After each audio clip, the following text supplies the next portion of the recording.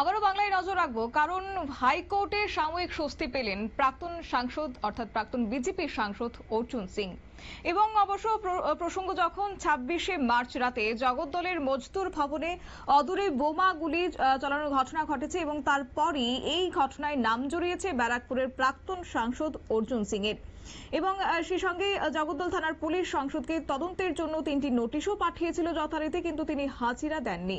উল্টে থানার আধিকারিকরা তদন্তের জন্য পৌঁছে গিয়েছিলেন মজদুর ভবনে। পুলিশ সূত্রে খবর যেটা রয়েছে, তদন্তে অসহযোগিতা করার জন্য বিজেপি নেতা অর্জুন সিং এর গ্রেপ্তারিকে ব্যারাকপুর মহকুমা আদালত মামলা করেছে পুলিশ, এবং সেটাই শুনানিটাই মঙ্গলবার ব্যারাকপুর আদালতে সিং এর গ্রেফতারে অর্জুন সিং এর গ্রেফতারের পরোয়ানা জারি করেছে। গোটা বিষয়কে কেন্দ্র করে আমি শুরুতেই শোনাবো যে অর্জুন সিং এর ছেলে পুত্র উনি কি বক্তব্য রাখলেন।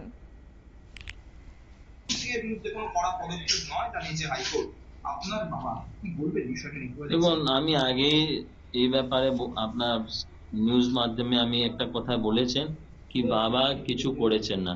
কেন কি বাবা বারবার বলছে কি আমি গিল্টি আছে তো আপনি ফুটেজ চেক করুন। ও তো কেউ গিল্টি থাকলে নিজেকে তো বলবে না কি ফুটেজ চেক করুন। তো ক্যামেরা ফুটেজ কেন চেক করছে না? উইদাউট চেক করে, উইদাউট ফুটেজকে ভাইরাল করে আপনি দেখবে এত তাড়াতাড়ি লোয়ার কোর্ট থেকে একটা জাজমেন্ট হয়ে গেছে অ্যারেস্ট ওয়ারেন্ট জন্য। তো আজকে হাইকোর্ট কি বলেছেন, এত তাড়াতাড়ি কি দরকার ছিল? সার্চ ওয়ারেন্ট জন্য ইস্যু করা আগে দরকার ছিল, হ্যাঁ ইনভেস্টিগেশন করা দরকার ছিল। কেন আপনি তো একটা এক্স এমপি উপরে কেস করছেন, তো এক্স এমপি উপরে কেস করা তো এত ইনভেস্টিগেশন না এত প্রুফ থাকলে আপনি কি করে অ্যারেস্ট ওয়ারেন্ট দিতে পারবেন? তো এই জন্য হাইকোর্ট বলেছেন কি within means till 4th April আপনি এমপি সাহেব মিনস আমার বাবা উপরে কিছু অ্যাকশন নিতে পারবে না। কালকে কেসে শুনবে, শুনানি আছে কালকে কেসের ব্যাপারে।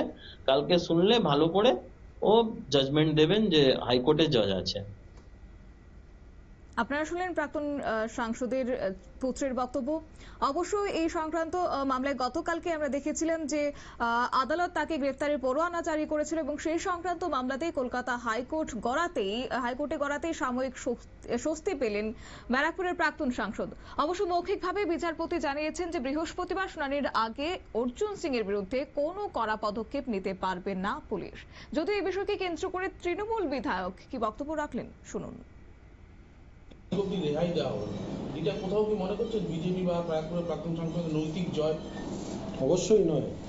আদালতে আমরা যে কেউ যাই, সাধারণ থেকে সাধারণ মানুষও যদি যায়, তারা যে কোনো জায়গায় তারা স্বস্তি পেতে পারে। যদি সিঙ্গেল বেঞ্চ কোনো অর্ডার দেয়, ডবল বেঞ্চে সেই অর্ডারকে খারিজ করা হয় বা কোনো স্টে দেওয়া হয়, এটাও ডিভিশন বেঞ্চ। তো এগুলো তো হতেই থাকে, এগুলো তো আইনি লড়াই, আর এইগুলো প্রশাসনিক রূপে নিশ্চয়ই দেখবে। তাহলে আপনি কি বলতে চান লোয়ার কোর্ট যে জাজমেন্টটা দিয়েছে সেটা কি ভুল? তাহলে লোয়ার কোর্ট যখন সেশন কোর্ট কোনো জাজমেন্ট দেন তাহলে কি সেটা ভুল? হ্যাঁ, তার উপরে নিশ্চয়ই লোকে হাইকোর্ট যায় রেহাই পেতে, তার উপরে নিশ্চয়ই তারা ডিভিশন বেঞ্চ ডবল বেঞ্চে যায়, তারা নিশ্চয়ই তার উপরে আরও যায়, উপরের জায়গায় যায়।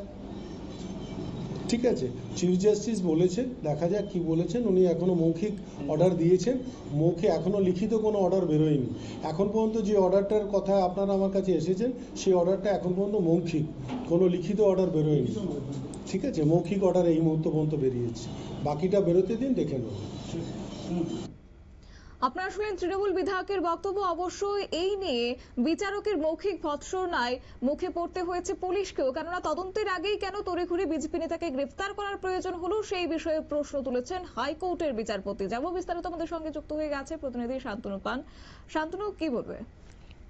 দেখো, জগদ্দলের যে মজদুর ভবনের অন্দরে গুলি চালানোর ঘটনায় কিন্তু নাম জড়িয়েছিল ব্যারাকপুরের প্রাক্তন সাংসদ অর্জুন সিং এর। তড়িঘড়ি একটি তার নামে এফআইআর করা হয়েছিল, করেছিলেন, সেখানে অর্জুন সিং কে পার্টি করা হয়েছিল এবং পুলিশের বিরুদ্ধে। আমাদের যোগাযোগ বিচ্ছিন্ন হচ্ছে, তবে যোগাযোগ করার চেষ্টা করছি আমরা।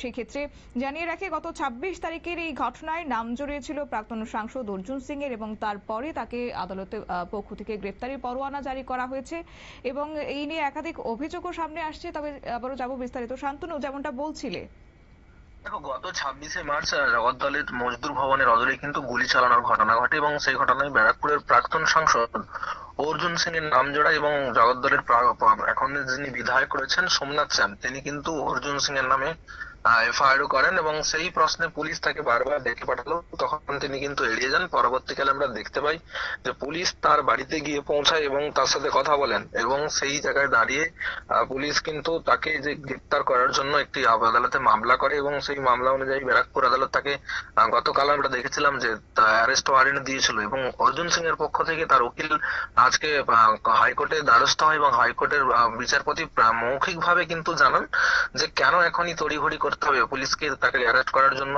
যেখানে বিচারপক্ষ এখনো চলছে, এখনো বৃহস্পতিবার তার শুনানি রয়েছে। শুনানির আগে তড়িঘড়ি কিসের জন্য পুলিশকে অ্যারেস্ট করতে হবে বিজেপি নেতাকে? তাহলে কিন্তু এক প্রকার ভৎসনা করে, সেটা কিন্তু আমরা বিশেষ সূত্রে জানতে পেরেছি এবং সেই সঙ্গে তিনি যেটা জানিয়েছেন যে বিচার প্রক্রিয়া যখন চলবে সেই বিচারের পদ্ধতি মেনে যেটা হবে তখন হবে।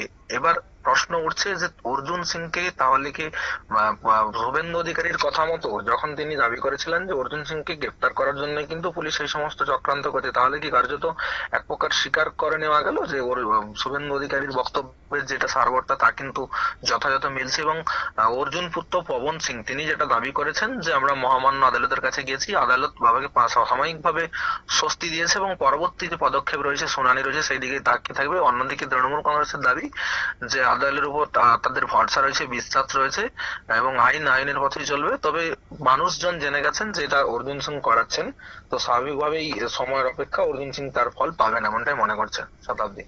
একেবারেই শান্তনু, ধন্যবাদ। আপনারা শুনলেন, অর্থাৎ গোটা বিষয় নিয়ে একদিকে অর্জুন পুত্র অর্থাৎ ভাটপাড়ার বিধায়ক পবন সিং তিনি বলেছেন যে আমি সবটাই শুনেছি, আদালত জানিয়েছে এখনই বাবাকে গ্রেপ্তার করা যাবে না। পরবর্তী শুনানির দিকে অবশ্য তারা তাকিয়ে রয়েছে এবং রাজনৈতিকভাবে নাকি ওনাকে আটকানোর চেষ্টা করা হচ্ছে, এমনটাই অভিযোগ তুলেছেন অর্জুন পুত্র। পাল্টা ভাটপাড়া টাউন তৃণমূল সভাপতি দেবজ্যোতি ঘোষ বলেছেন পুরোটাই আইনের বিষয়, তাই এই বিষয়ে মন্তব্য করা ঠিক নয়। তবে কটাক্ষ করে তিনি বলেন যে ওনাকে দূরে সরিয়ে দিয়েছে, বোমা গুলি খুন সবটাই অর্জুন সিং এর সমর্থক, এটা মানুষ বুঝে গেছে। তাই হাইকোর্টে সাময়িক স্বস্তি আজকে দেখা গেছে, স্বস্তি পেয়েছেন অর্জুন সিং। নিয়ে নিচ্ছি ছোট্ট একটি বিজ্ঞাপন বিরতি, সঙ্গে থাকুন।